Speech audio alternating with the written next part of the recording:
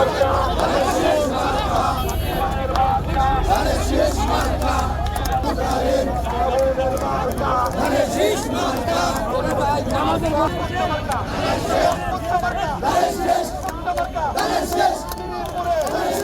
6টা দিন আমাদেরকে সতর্ক অবস্থায় থাকতে হবে।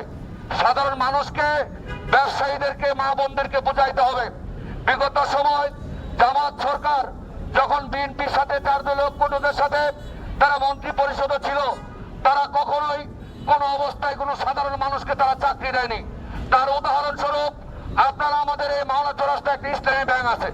ওই ইসলামী ব্যাংকে যা দেখবেন কোন সাধারণ মানুষ, বিএনপির মানুষ, খেটে খাওয়া মানুষ, শ্রমজীবী মানুষ মেধা ভিত্তিতে তারা কোনো নিয়োগ দিয়েছে কিনা? সমস্ত চাকরিজীবী জামাত পরিবার থেকে তারা দিয়েছে।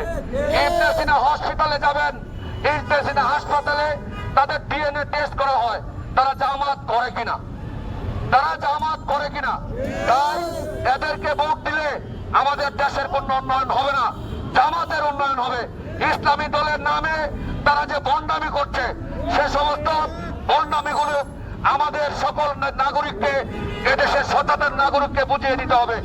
ইতিমধ্যে আপনারা জানেন আমাদের প্রিয় নেতা বিএনপির চেয়ারম্যান জনাব তারেক রহমান আগামীর বাংলাদেশ বিনির্মাণ করার জন্য 31টি রূপরেখা দিয়েছে।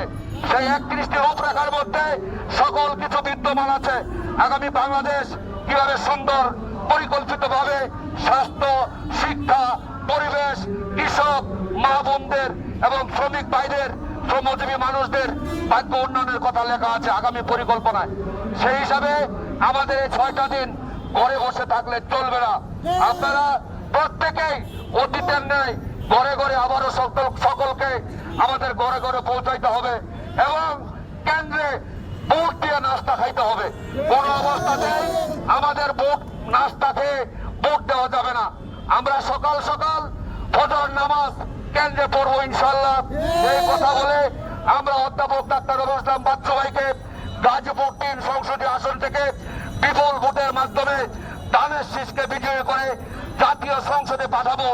অবহেলিত গাজীপুর 3 সংসদীয় আসনকে একটি সমৃদ্ধশালী, উন্নয়নমূলক, দুর্নীতি, সন্ত্রাস এবং চাঁদাবাজ মুক্ত একটি আসন গড়ার জন্য আমরা কাজ করে যাব, নিরলস পরিশ্রম করে যাব। এই কথা বলে স্বল্প সময়ের নোটিশে যারা আমাদের এই মিছিলে অংশগ্রহণ করেছেন তাদের সকলকে শ্রীপুর পৌর বিএনপি, তেলিহাটি ইউনিয়ন বিএনপি, শ্রীপুর উপজেলা বিএনপির পক্ষ থেকে আন্তরিক শুভেচ্ছা এবং বিপ্লবী সিনিয়র যুগ্ম আহ্বায়ক, সাবেক ছাত্র নেতা, বর্তমান শ্রীপুর পৌর বিএনপির যুগ্ম আহ্বায়ক শ্রদ্ধেয় আল্লাহ মুসলিউদ্দিন মিদা বক্তব্য রেখেছেন। শ্রীপুর উপজেলা বিএনপির অন্যতম যুগ্ম আহ্বায়ক অ্যাডভোকেট আবু জাফর সরকার বক্তব্য রেখেছেন।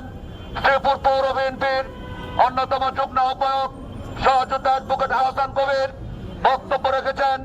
তেলিহাটি ইউনিয়ন বিএনপির সম্মানিত আহ্বায়ক শ্রদ্ধেয় নুরুল আমিন আকন বক্তব্য রাখার কথা ছিল।